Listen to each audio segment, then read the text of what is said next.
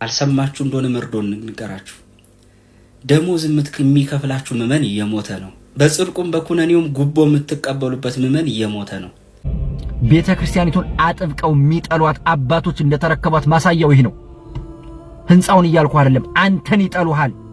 የምሬ ነው። እንዲሁ አጥብቀው ነው የሚጸየፉን። የምር ማለት ነው። ፋክቱ ይህ ነው። ኢትዮጵያ ውስጥ የኦርቶዶክስ ተዋሕዶ ቤተክርስቲያን እምነት ተከታዮች ሲሞቱ የመጀመሪያ ነው አይደለም፣ በተደጋጋሚ ነው። ምንድነው ከጀርባው ያለው ኢንቴንሽኑ ምንድነው? ዓላማው ምንድነው ብለን ካልን እኛ እንደ ኦርቶዶክስ ተዋሕዶ ቤተክርስቲያን እምነት ተከታይ የምናይበት እይታ ተሸውደናል። ሰላም በመላው ዓለም የምትገኙ ውድ የክርስትና እምነት ተከታዮች እንደምናችሁ። የልዑል እግዚአብሔር ስም የተመሰገነ ይሁን። ተዋሕዶ መንደር እንግዲህ ከዚህም ከዛም ለእናንተ ወቅታዊ ይሆናሉ፣ አስተማሪ ይሆናሉ ብዬ ያሰብኳቸውን ነገሮች ይዤላችሁ መጥቻለሁ ማለት ነው። በዛሬው ዕለት በመግቢያው ላይ እንደተመለከታችሁት በዚህ በአርሲ እንግዲህ እልቂት ምክንያት ብዙ አስተያየቶችና ብዙ ነገሮች በአገራችን ላይ በጣም እየተንቀሳቀሰ ነው ያለውና ይሄንን ነገር እስቲ ለምን ሰከን ብለን ባለበት ሁኔታ እንዴት ነው ማየት ያለብን የሚለውን ነገር ለመወያየት ነው እንግዲህ ይሄን ፕሮግራም የሰራሁላችሁና በእውነት ከመጀመሪያው ካሁኑ የምነግራችሁ ትንሽ ማስተዋል ታጋሽ ሆነን ነገሮችን በተቻለ መጠን በክርስቲያናዊ መንገድ ብንረዳው ጥሩ ነው ብዬ ነው የማስበው። ዛሬ የምሰራላችሁ ቪዲዮ እንግዲህ በዚህ ምክንያት በኦርቶዶክስ ቤተክርስቲያን ውስጥ በጣም ብዙ አለመግባባትና የሁለት መከፋፈልና እንዲሁም ወደፊት በጣም አስፈሪ የሆነ ነገር እየደረሰባት ያለ ይመስላል። ምክንያቱም አሁን የምንመለከተው በየአካባቢው እንግዲህ ወገኖቻችን በማለቃቸው በመገደላቸው ብቻ ሳይሆን እርስ በርስ በመሰለቻቸት የምናቀርባቸው አንዳንድ ጉዳዮች ህብረተሰቡንም ሆነ ሃይማኖታችንን የሚሸረሽር መስሎ ስለታየኝ ይሄን ነገር እንዲያው በእውነት ረጋ ብላችሁ ተመልከቱት። ከመጀመሪያው እስከ መጨረሻ ለመጨረስ ሞክሩ። በተረፈ እኔ ምንም አይነት ሌላ አይነት ነቀፌታ ወይም ክፋት ለማምጣት ሳይሆን በተቻለ መጠን እንደ ክርስቲያን የተሰማኝን የክርስቲያናዊ ስሜቴን ለህብረተሰቡ ለመግለጽ ብዬ ነው ይሄን ነገር የምሰራላችሁና በትዕግስት ተከታትላችሁ የራሳችሁን ሐሳብ ስጡ ብላለሁ። መልካም ጊዜ ይሁንላችሁ። ወደሚቀጥለው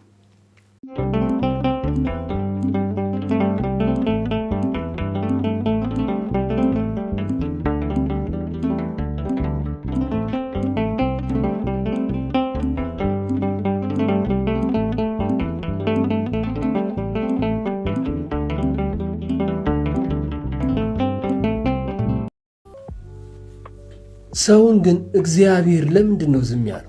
የሁሉ ኃጢአት፣ የሁሉ በደል፣ የሁሉ ጭካኔ፣ የሁሉ ግፍ ሲደረግ እግዚአብሔር ለምንድን ነው ዝም ያለው? ሰዎች ጠይቃችሁ ታውቃላችሁ? ለምንድን ነው ዝም ያለው? እግዚአብሔር አያውቅ? ያውቃል እኮ። ለምን መሰላችሁ ዝም ያለው? የሰው ልጅ ዕድሜ የተገደበ እንደሆነ እግዚአብሔር ያውቃል። ቢበዛ 100 ዓመት እንደሆነ ያውቃል።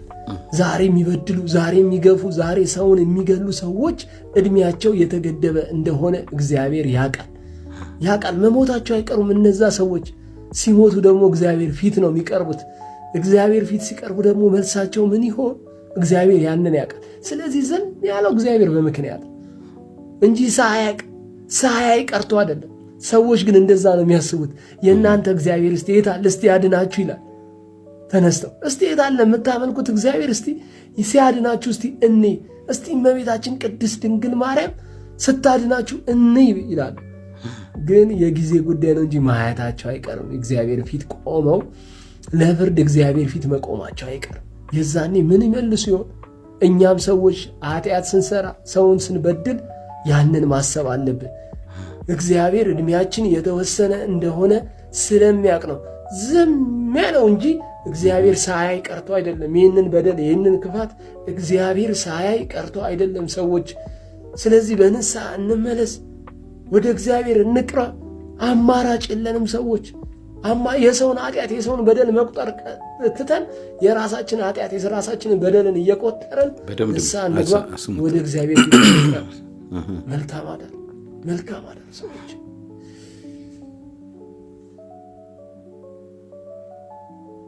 እንደምታውቁት ቤተክርስቲያናችን እንግዲህ ዕለተ ዓርብ ላይ ነች። በዕለተ ዓርብ እነ ቅዱስ ዮሐንስ እስከ መጨረሻ ሕቅታ ድረስ ክርስቶስን ተከትለውታል። እነ ቅዱስ ጴጥሮስ አናውቀውም ብለው ክደዋል። ሌሎች ሐዋርያት ፈርተው ሸሽተዋል። ቤተክርስቲያን ዕለተ ዓርብ ላይ ባለችበት በዚህ ዘመን አገልጋዮች እስከ መጨረሻው ሕቅታ ድረስ ከመከራው የሚሳተፉ አገልጋዮች ይኖራሉ። ቤተክርስቲያንን አናቃትም ብለው የሚክዱ አገልጋዮች ይኖራሉ። ፈርተው የሚሸሹ አገልጋዮች ይኖራሉ። ይሄን ማወቅ አለብን።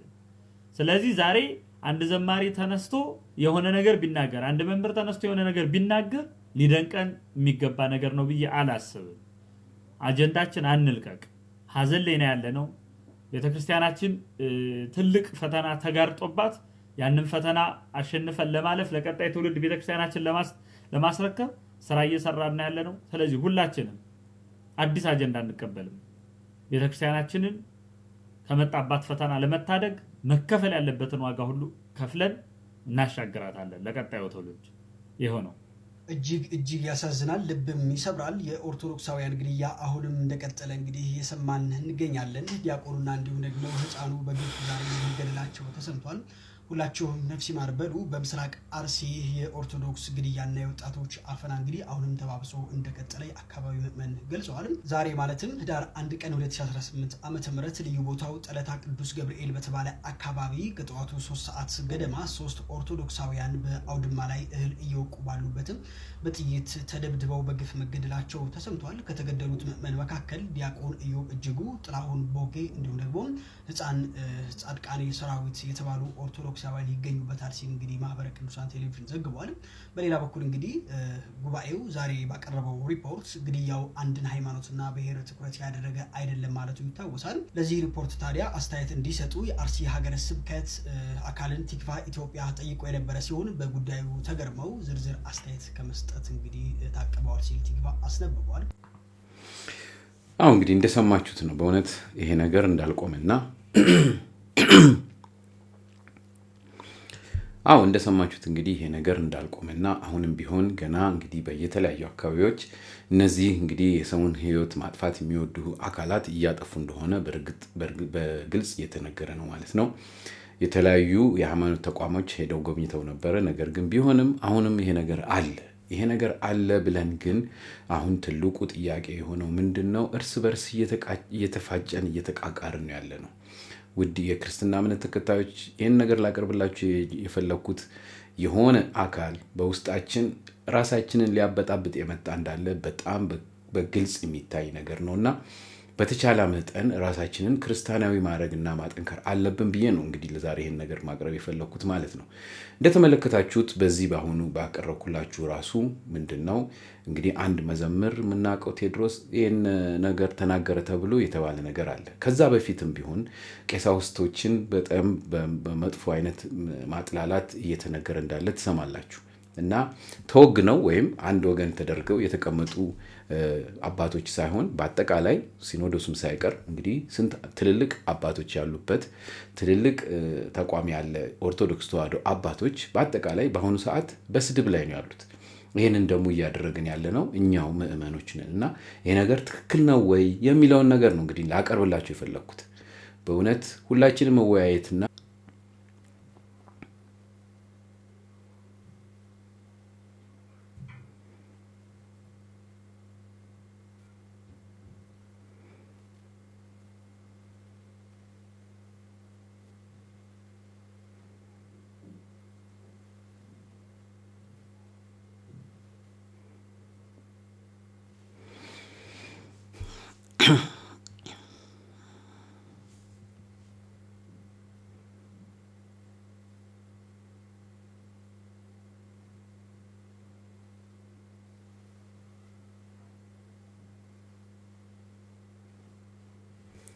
ስሙት።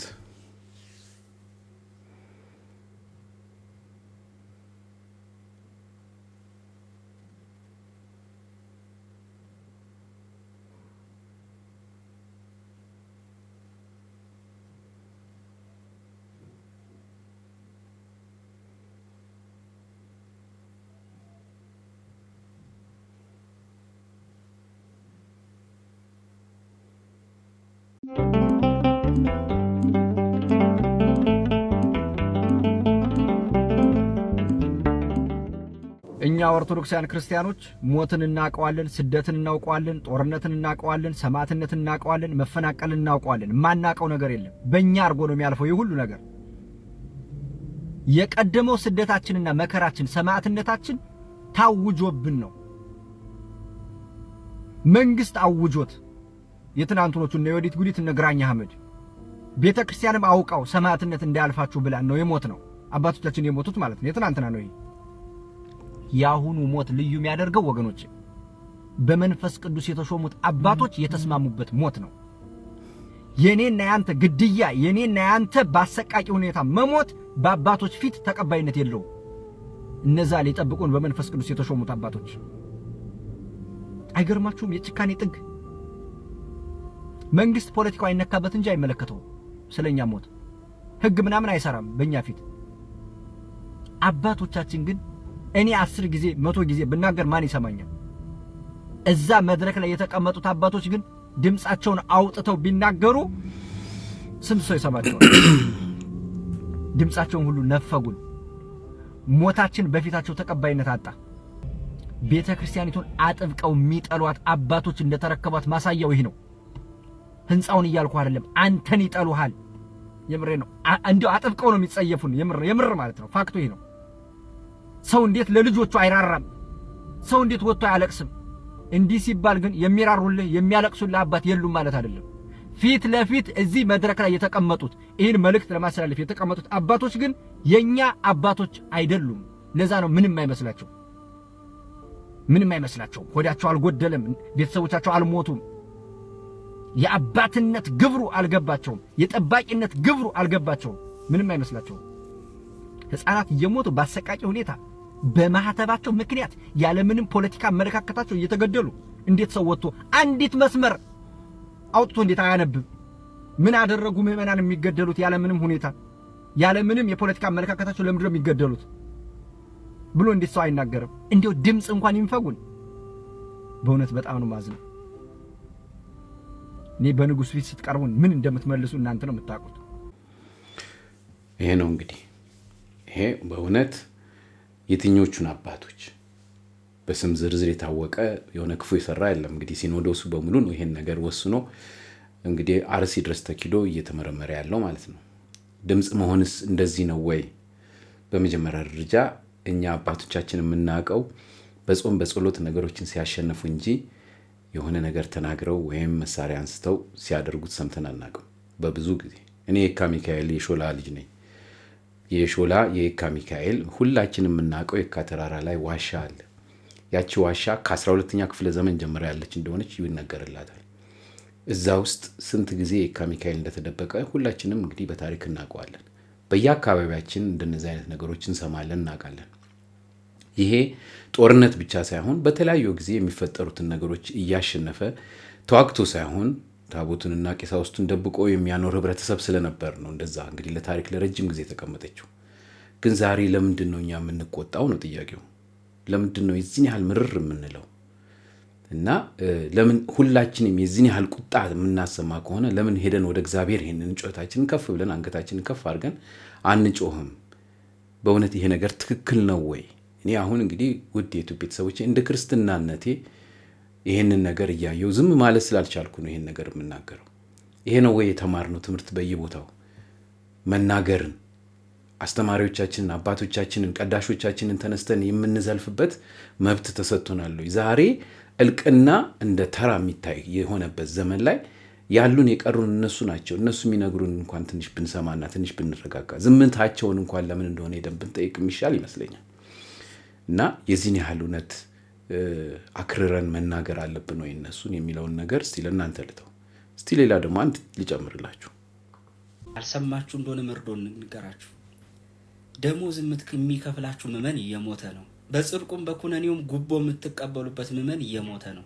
ለማንኛውም መባ የምትቀበሏቸው ምዕመናን እየሞቱላችሁ ነው። ህንፃ ለንግድ እያቋቋምን ነው እያላችሁ ገንዘብ የምትሰበስቡባቸው ምዕመናን እየሞቱ ነው። የሻሽ አምጣ የምን አምጣ እያላችሁ መከራ ፍዳውን የምታበሉት ምዕመን እየሞተ ነው። ጽጌ ደርሷል እንጀራ አምጣ በየወሩ እያላችሁ የምትቦተቡቱት ምዕመን እየሞተ ነው።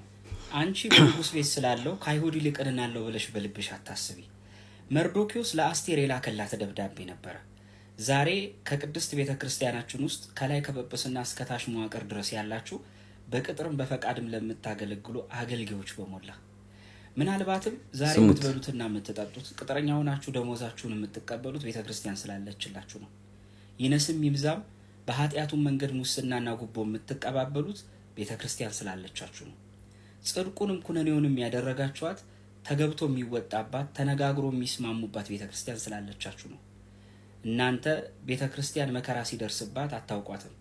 ሁልጊዜ የምታውቋት ቤተክርስቲያን ሰርግ ያላት፣ ድግስ ያላት፣ በአውደ ምሕረት ብቻ ነጭ ተለብሶ ተዘምሮ እልል የሚባልባትን የምትታረዷ ልጆቿ የሚቃጠሉባትን ቤተክርስቲያንን አታውቋትም። ለነገሩስ ለምን ብላችሁ ለቤተክርስቲያን ድምጽ ትሆኗታላችሁ? ለምን ብላችሁ መግለጫ ታወጡላታላችሁ? ለምን ብላችሁ ለቤተክርስቲያን ልጆቻችሁን ለምን ይሞታሉ ብላ ለምን ትጠይቃላችሁ? ምክንያቱም የሰማዕታት ሞት ላይ ሪባን አይቆረጥም።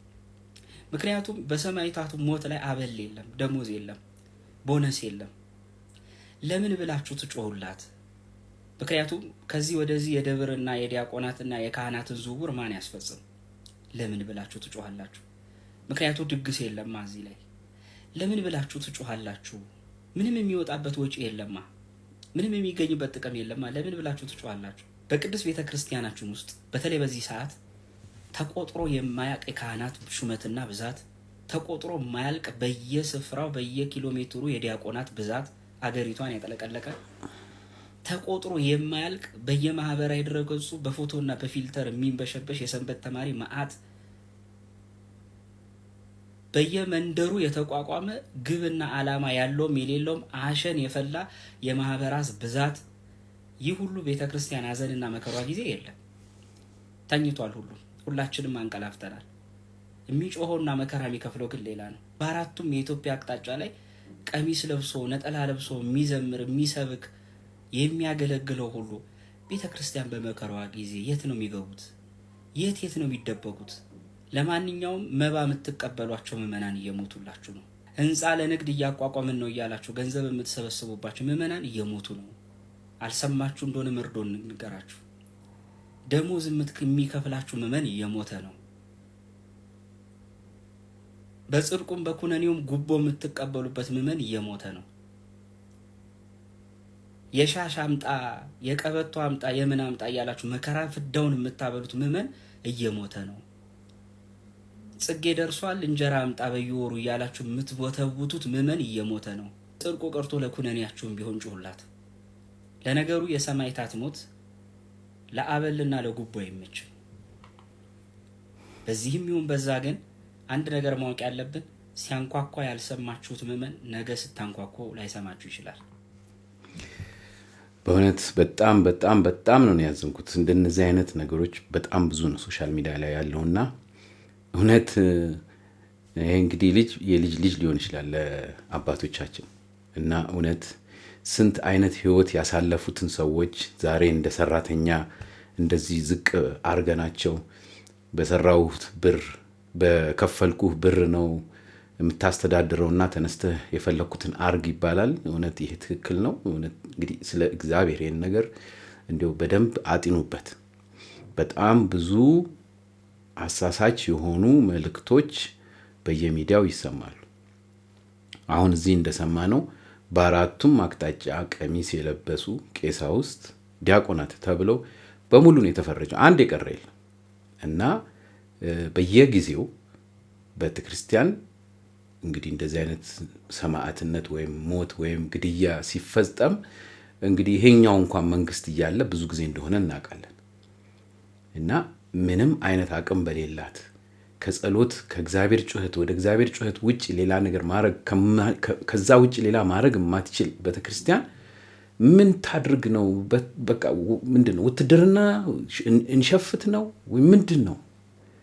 አሁን እኮ ሌላ ሰላም የሚያሳጣን ብዙ ነገሮች እንዳለ እያወቅን በሀገራችን ላይ አሁን ደግሞ እኛ እርስ በርስ ኦርቶዶክሳውያን እርስ በርስ አዋቂዎችና ልጆች እየተጣሉ ነው በስነ ስርዓቱ። በቃ እነዚህ አብዛኞቹን ተመልክታችሁ እንደሆነ ትዳር እንኳን ይዘው ኃላፊነት የሚባለውን ስሜት ያላቸው አይደሉም። አብዛኛው እንግዲህ የኛ ኦርቶዶክስ ተዋህዶ ቀሳውስት እና ጳጳሳት በጠቅላላ ህይወታቸውን ሙሉ ለዚች ቤተክርስቲያን እንግዲህ መስዋዕት አድርገው ይሄንን ሁሉ ትተው ኃላፊነት ያደረጉት የቤተክርስቲያን ምዕመናን እንደሆነ ሁላችንም እናውቃለን። ልጆች ብለው የሚይዙት የቤተክርስቲያን ምዕመናን እንደሆነ ሁላችንም እናውቃለን። ይሄ በሆነበት እንግዲህ ጊዜ እንደነዚህ አይነት ከባድ የሆነ ኃይለ ቃልም አይባልም። ምክንያቱም ይሄ ከዘለፋ ውጪ ምን ሊባል ይችላል? እንደዚህ አይነት እንደዚህ ያደረግንላችሁ ሰዎች የት ገባችሁ እየተባለ የአንዳንድ ሰዎችን ስሜት ለመሸፈን የስብከት ወይም የልመና ወይም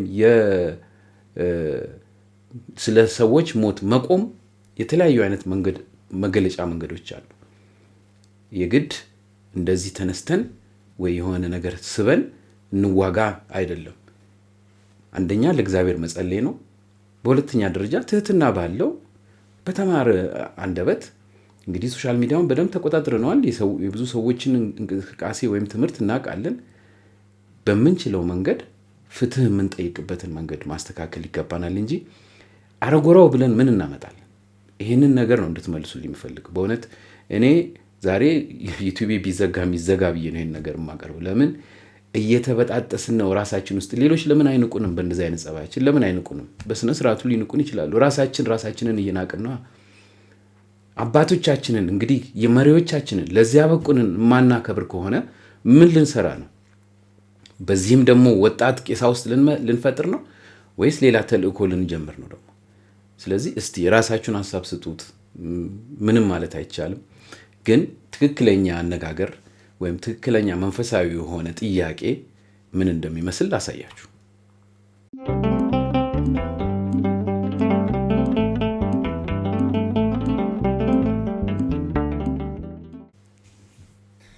ሰላም ለሁላችሁ ይሁን።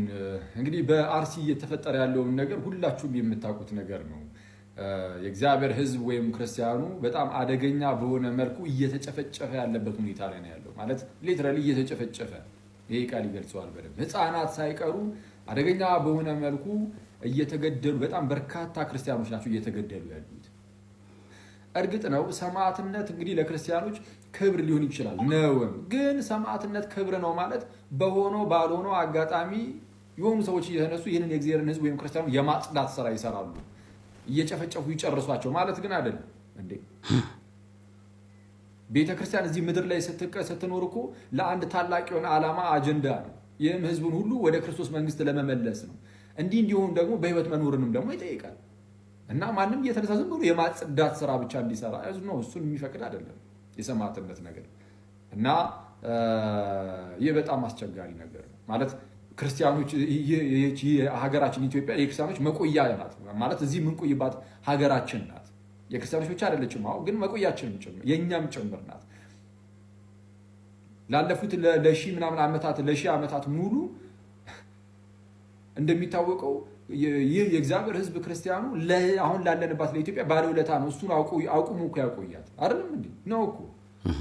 አሁን ደርሶ የሆነ ሰዓት ላይ ብቅ ተብሎ ይህንን ሀገርን አቁሙ የኖረውን ሕዝብ ደግሞ ጨፍጭፌ ሊጨርስ ብሎ የሚነሳ የሆነ አካል ካለ እርግጥ ነው ሰይጣናዊ ነው።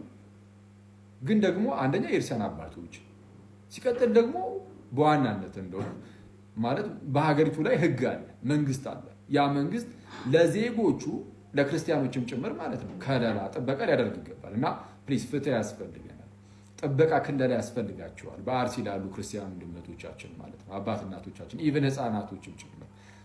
እና በጣም ኮንሰርኒንግ ነው፣ በጣም አስቸጋሪ ነው። እና ሰው ፍትህ ነው ልንል የምንችለው ለመንግስቱ።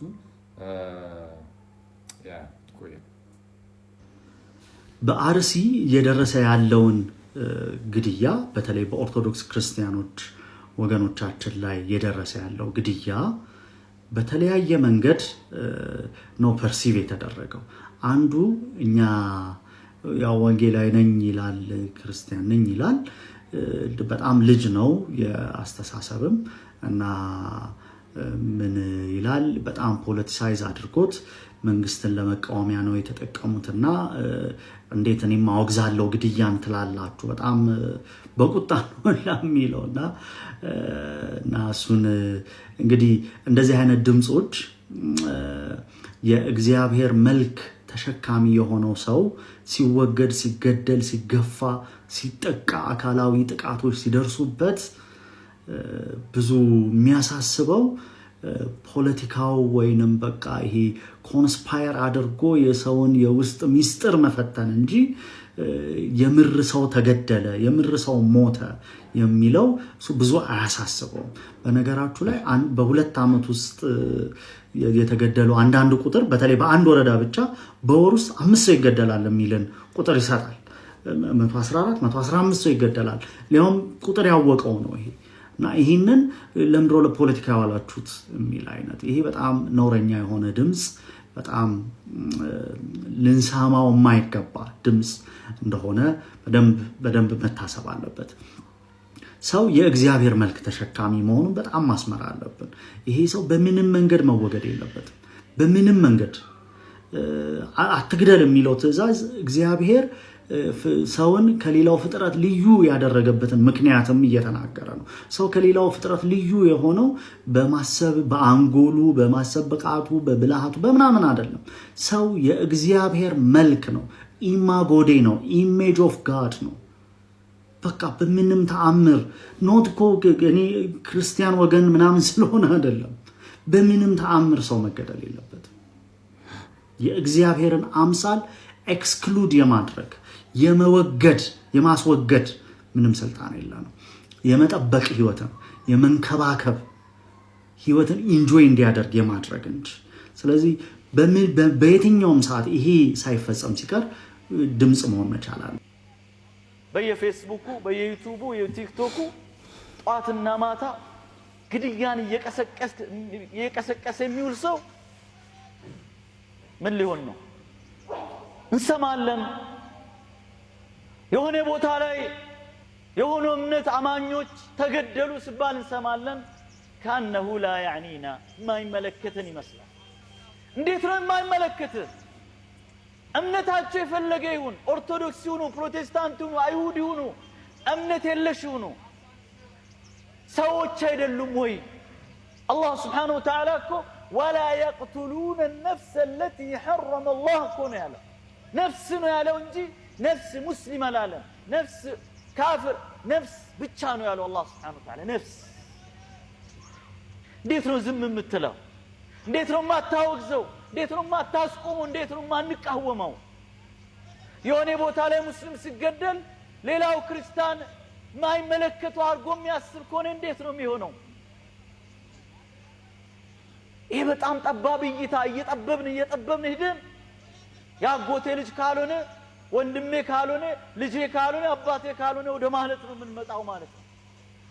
ነፍስ ግን ነፍስ በሚል ብቻ ከቻል ዓለም ዙሪያ ያለውን ለማስቆም ነው መጣር ያለብን። እዚህ ፍጫችን ስር ያለውን እንዴት ነው ማስቆም የሚያቀተን? ነውር አይደል እንዴ?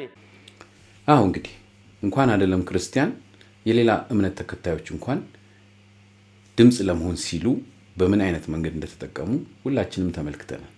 ህዝቡ ውስጥ ርህራሄ፣ ሐዘን እንደገና ደግሞ ጸሎትን የምናረግበትን አይነት ስብከት ነው እንጂ ወይም ራስን መግለጥ ያለብን ድንጋይ ይዘን ኖር የሚል አይነት ኃይለኛ የሆነ ቃላቶችን ማንጸባረቅ በዚህ ዓለም ላይ ላለ ነገር እንደ መሸነፍ ያህል ነገር ነው።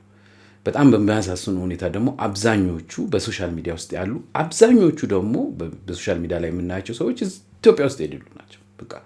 በጣም በሚያሳዝን ሁኔታ እኔ በእውነት ይህን ክሊር አድርጌ ነው የምናገረው። አብዛኞቹ ኢትዮጵያ ውስጥ የሉ ወጣቶቹ በጠቅላላ እና መደበቅ የሌለበት ሌላ ሚስጥር ምንድን ነው?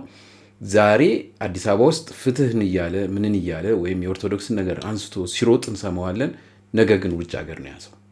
ምን አይነት ተቋማት እንዳሉ እኔ አላቅም። ነገር ግን እነዚህን ሰዎች የሚሰበስብ ኃይል አለ። ይህንን ነገር ነው መረዳት ያለብን። ዓለማዊ የሆነ ነገር ግን ቤተክርስቲያን ውስጧ ገብቶ የሚፈለቃቅቅ የሚበጣጥስ ኃይል እየመጣ ነው። ከዚህ መቆጠብ ነው ያለብን። አንድ ሰው አንድ ሐሳቡን ሲገልጽ ከሚናገረው ነገር ውስጥ የተወሰነች ነገር ብቻ ወጥቶ ለራሱ መጠቀሚያ ነው የሚያደርገው። አብዛኛው እንግዲህ ሶሻል ሚዲያ ላይ ያለው ወጣት ማለት ነው። ይቅርታ በብዛት ወጣት ስለሆነ ነው ወጣት የምለው እና በተቻለ መጠን ባይናናቅ። የድሮ ሰው የራሱ የሆነ አኗኗር አለው፣ የራሱ የሆነ አከባበር አለው፣ የራሱ የሆነ መንገድ አለው። ህይወቱን ሙሉ እዚህ የደረሰበት በራሱ የተለያዩ ፈተናዎች አልፎ ነው። ስለዚህ አንገቱን ደፍቶ ከሆነ ማለፍ ያለበት አንገቱን ደፍቶ ያልፋል እንጂ አሁን በሚታየው በዘመናዊነት ወይም በዚህ በቴክኖሎጂው ስለተራቀቅና አወቅን ስለምንል እንደው ዝም ብለን ግብተኛ ሆነን የምንፈጥረው ምንም ነገር እንደሌለ ሁላችንም እናውቃለን። ይህን ነገር እየተናገርኩ ያለሁበትን ምክንያት ወደ መጨረሻ ምክንያቱም በደንብ አሰማችኋለሁ። ተልኮ አለ። ያን ተልእኮ ለማራመድ ሁላችንም መስዋዕት እየተደረግን ነው ያለነው። ለዚህ ደግሞ ካሁኑ እንደዚህ እንዳልኩት ይዝጉት ይሄን ቪዲዮ ግን መናገር ስላለብኝ ይናገራለሁ። ሁላችንም መጠንቀቅ፣ ሰከን ብለን ማሰብ፣ ወደ እግዚአብሔር መጮህ አለብን። ስለዚህ እባካችሁ እስቲ እንግዲህ ያው እንግዲህ እንደምታውቁት ዘማሪ ቴዎድሮስን ተነክቷል። በምን እንደተነካ አሁን ማሰማችሁ በደንብ ስሙ። መጀመሪያ እሱን ሙሉ አሰማችኋለሁ። ከዛ በኋላ ምን እየቆነጣጠቡ እንደሚናገሩ ደግሞ እንሰማለን።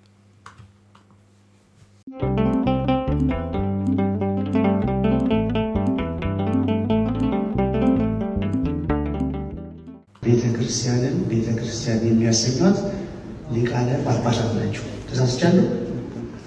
አጨብጭቡና መልሱ። አይደሉም ናቸው።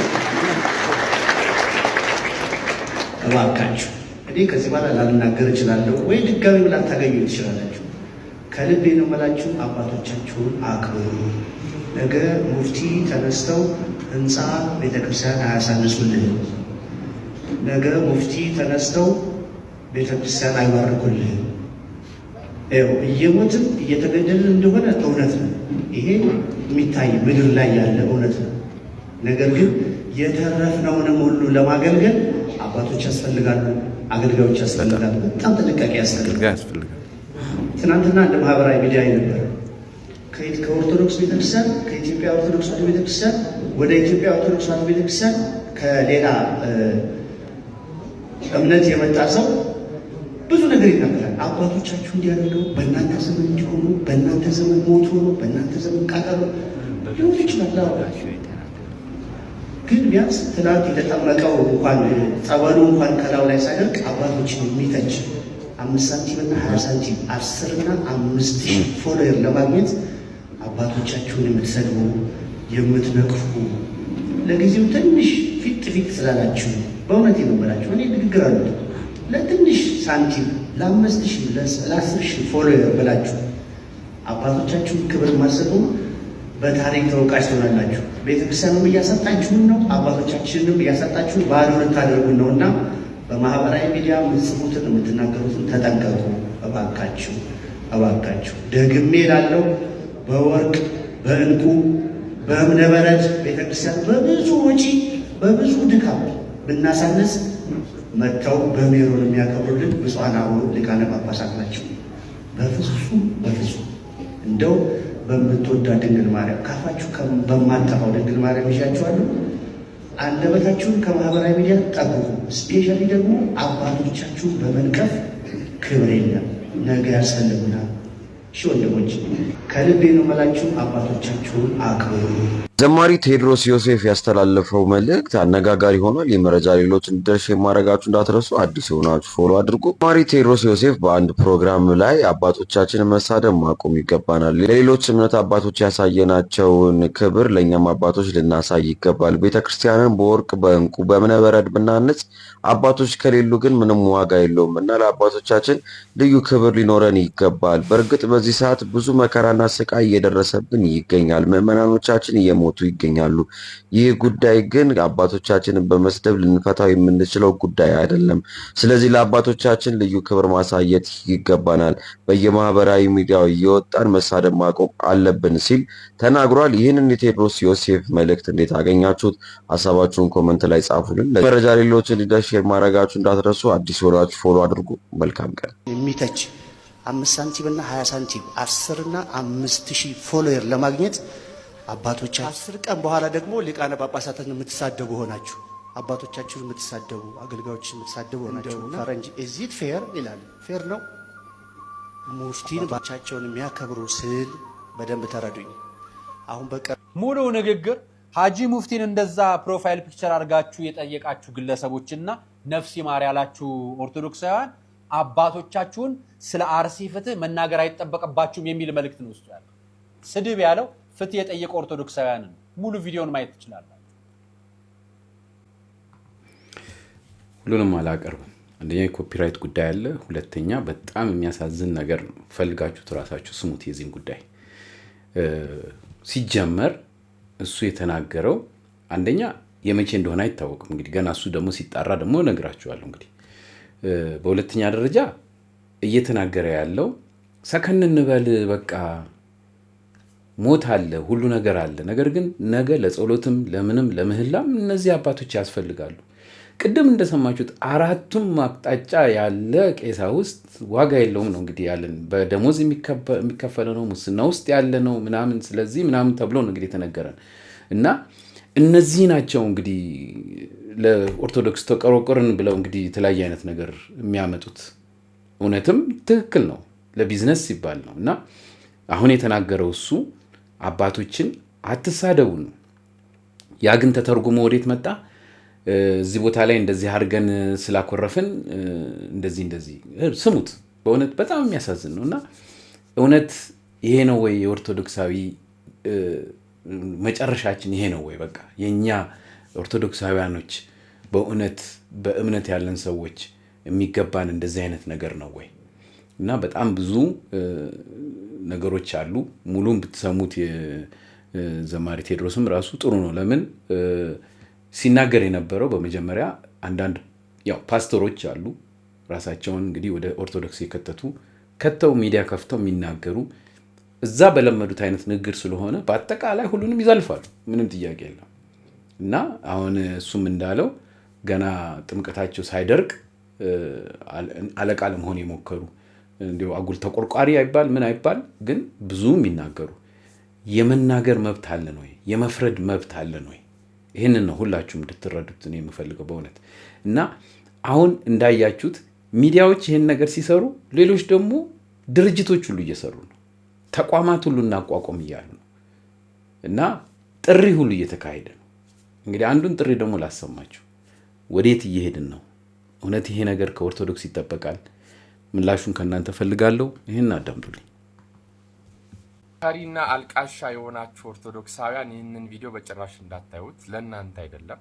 ነገር ግን ለእምነቴ ዘብ ቆማለሁ የምትል ኦርቶዶክሳውያን ግን ይህንን ቪዲዮ ላይክ፣ ሼር፣ ሪፖስት፣ ኮፒ ሊንክ እና ዱዊት በማድረግ ለብዙዎች በማድረስ ተባበሩ። በየጊዜው እየተመጣ ፍትህ ብሎ መጮሁ ምንም አይነት መፍትሄ አያመጣም። ምክንያቱም ፍትህ የሚሰጥ አካል ቢኖር ኖሮ እስከ ዛሬ አልቅሰን የጠየቅናችሁ ጉዳዮች በሙሉ ፍትህ እያለን የጮንባችሁ ጉዳዮች በሙሉ መፍትሄና ፍትህ ባገኙ ነበር። ነገር ግን ይህ አልሆነም። እንደሚታወቀው በየጊዜው በተለይ ደግሞ በአርሲ ዞን እንደሚታወቀው በየአመቱ ነው። 7 ዓመት ሆኖታል እዛ አካባቢ ኦርቶዶክሳን መገደል ከተጀመረ ማለት ነው። ስለዚህ የትኛው ፍትህ ተገኝቶ ነው ፍትህ እያልን የምንጮኸው?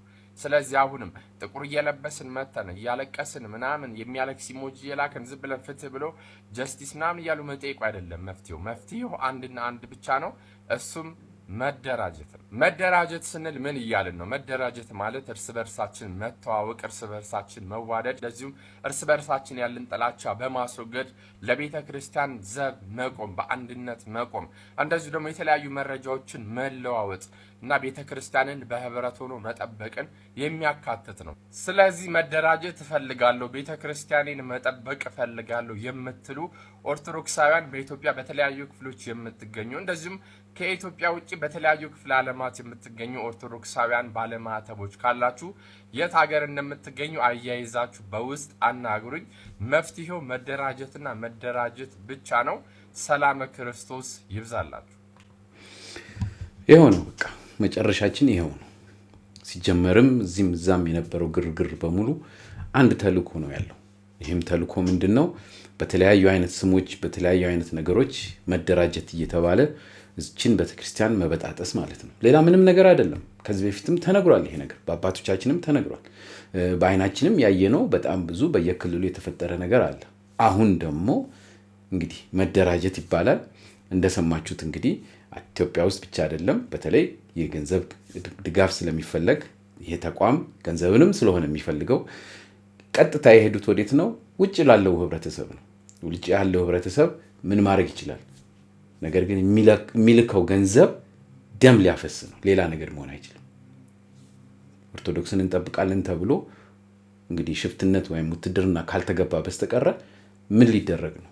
ቤተክርስቲያኗ እያለች ለቤተክርስቲያኑ ወጣቱ ተሰብስቦ መጠየቅ የሚፈልገውን ነገር መጠየቅ ሲችል መደራጀት ማለት ምንድን ነው? ውዴቱ ቤተሰቦቼ እንደተመለከታችሁት በጣም ብዙ አወሳሳቢና አስቸጋሪ በእውነት ምን አይነት ህይወት ውስጥ እንዳለን ግራ የሚገባበት ዘመን ነው ያለው። የተለያዩ የምንቸገርባቸው በፖለቲካውም በምኑም በኑሮ ውድነቱም እያለ እንደገና ደግሞ አሁን በሃይማኖት በራሳችን በአንድ ተቋም ውስጥ እንኳን ብዙ አይነት ችግሮች እየተፈጠሩ ነው ያሉትና ሁላችንም መጸለይ ያለብን በተቻለ መጠን ዝምታ ያስፈልጋል። እኔ እዚህ ላይ ወጥቼ ይሄን ነገር የተናገርኩት አንደኛ እንግዲህ ለሞቱት አርሲ ለሚገኙት አርሲ ብቻ ሳይሆን በተለያየ አካባቢ በክርስትና ስማቸው የሚገደሉ አሉና ስለነሱ ቤተሰቦችም መጽናናትን ይስጥ በሚል በሁለተኛ ደረጃ ግን በኦርቶዶክስ ውስጥ የገባችውን እንግዲህ ክፉ ነገር ፈጣሪ እንግዲህ ምህረቱን ሰጥቶ እስኪገላግለን እስኪያርቅልን ድረስ ሁላችንም በጾም በጸሎት እንበርታ ለማለት ነው። በሚቀጥለው ጊዜ እንግዲህ ሌላ ነገር እስካቀርብላችሁ ድረስ መልካም ጊዜ ይሁንላችሁ። አንድ የመጨረሻ በጣም ጎበዝ የሆነ አስተማሪ ነገሮችን ከተለያዩ አይነት አንግል አይቶ ጥሩ አይነት ምሳሌና ትምህርት የሚሰጥ ሰው አቀርብላችኋለሁ። በተቻለ መጠን አዳምጡት። እሱም በትዕግስት ነው ነገሮችን ለመግለጽ የሚሞክረው። እሱን አዳምጣችሁ እንድንለያይ ይላለው። መልካም ጊዜ ይሁንላችሁ። ሰላም ወገኖች እንደምናችሁ፣ ሰላም ናችሁ? ጥያቄ ብሏል ሬፍኖን። እኔ ጥያቄ አለኝ። ጥያቄን በጨዋነት ለሚመልስልኝ ሁሉ አስቀድሜ ትልቅ ምስጋና አቀርባለሁ። ጨዋነትም አንድም የኦርቶዶክስ ተዋሕዶ ቤተክርስቲያን ምዕመናን መገለጫ ስለሆነ። እሺ ዛሬ እንግዲህ ጠንከር ያለውን እስኪ አጥንቱን እንጫወት። ኦኬ በቅርቡ የኦርቶዶክስ ተዋሕዶ ቤተክርስቲያን እምነት ተከታይ የሆኑ በሃይማኖታቸው ታርጌት ተደርገው ተገደሉ። እኔ አሁን በዚህ ጉዳይ ምዕመኑን አይደለም የምጠይቀው። በተለይ አውደ ምሕረት ላይ ወጣችሁ ቀሪውን የህዝብ ክርስቲያን ለማንቃት እየጣር ነው ለምትሉት ነው። ሌሎች ወገኖቼም አብራችሁኝ ተከታተሉኝ። ግን ጥያቄ አለኝ። ጥያቄ ምንድነው? እኛ የት ነው ሀገራችን? አሁን እንግዲህ በሃይማኖት ፐርስፔክቲቭ ነው ማወራችሁ። እሺ ስሜታዊ እንዳትሆኑ። የት ነው ሀገራችን? እኛ የሚመልስልኝ ያለኝ ጥያቄ ሀገራችን የት ነው? ኢትዮጵያ እንዳትሉኝ። ያ ነው አሁን ጥያቄው። ብዙዎቻችሁ ጥያቄ ስትጠየቁ የምታዩበት እይታ ትክክል አይደለም። እኛ ሰማይ ነው ቤታችን አይደል? እንደ ኦርቶዶክስ ተዋሕዶ ቤተክርስቲያን እምነት ተከታይ ሀገራችን ሰማይ ነው። በእኛ በኦርቶዶክስ ተዋሕዶ ቤተክርስቲያን እምነት ገለን ሳይሆን ሞተን ነው መንግስተ ሰማያት የምንገባው አይደል?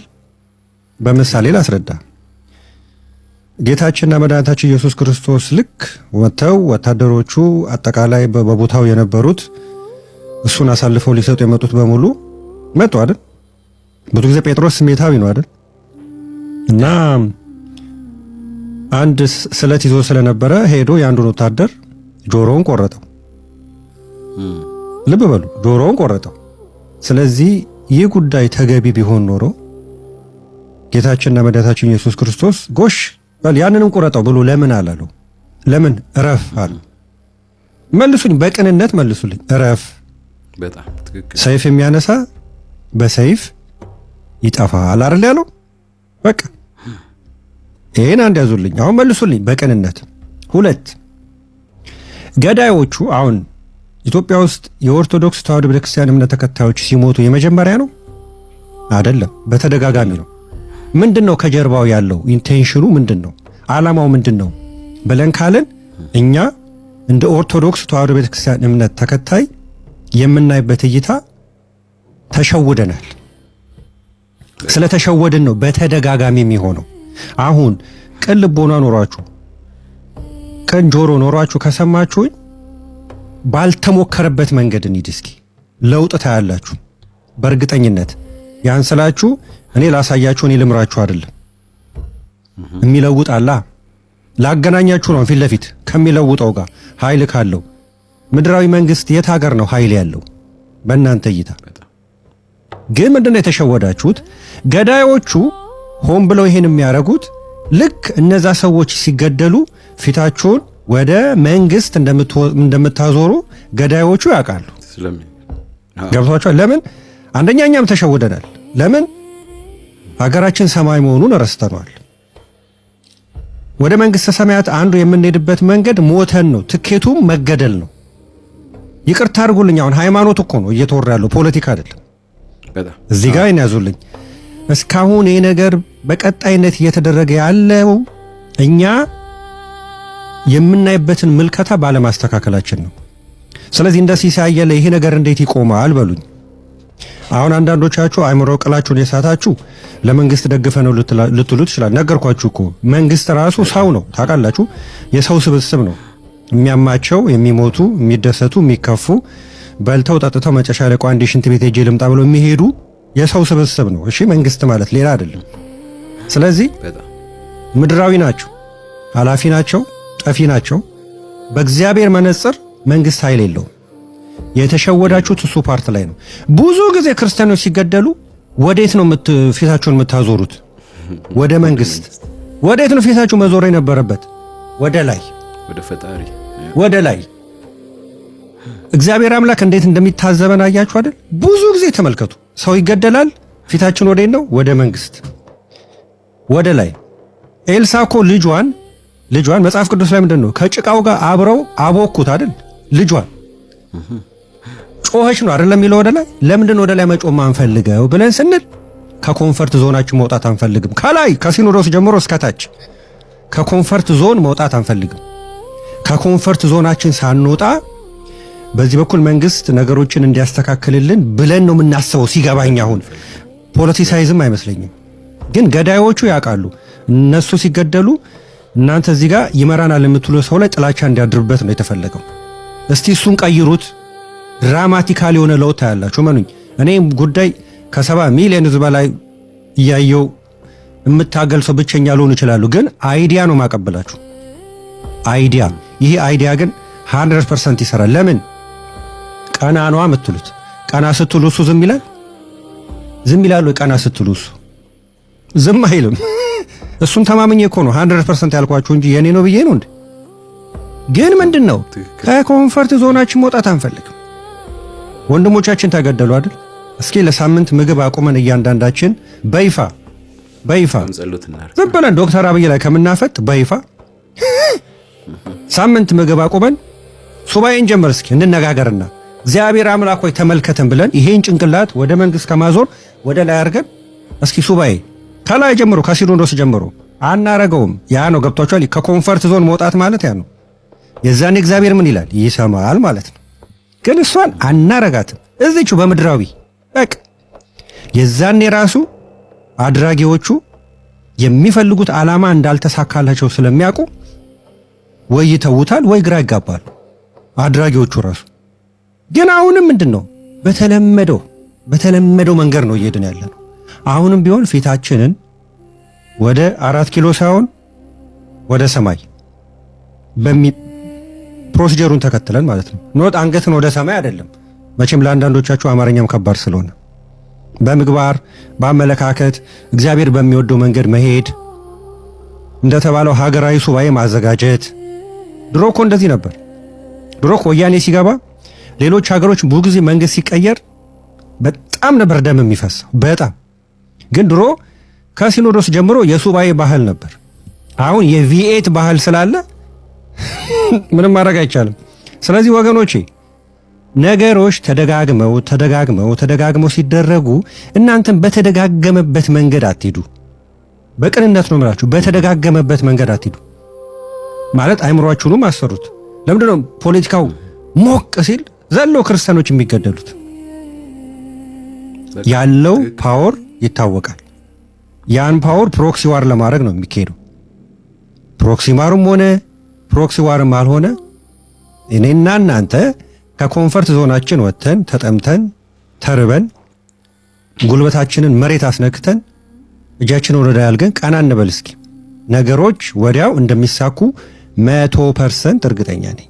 አለበለዚያ ግን በተለመደው መንገድ እነሱም ያደርጋሉ፣ እኛም በተለመደው መንገድ እንበሳጫለን ማለት ነው። ለውጥ አይደለም የምንፈልገው፣ ባልተሄደበት መንገድ እንሂድ። ከሃይማኖት አባቶች ጀምሮ ባልተለመደበት መንገድ እንሂድ። እግዚአብሔር አምላክም እየከፋው ነው።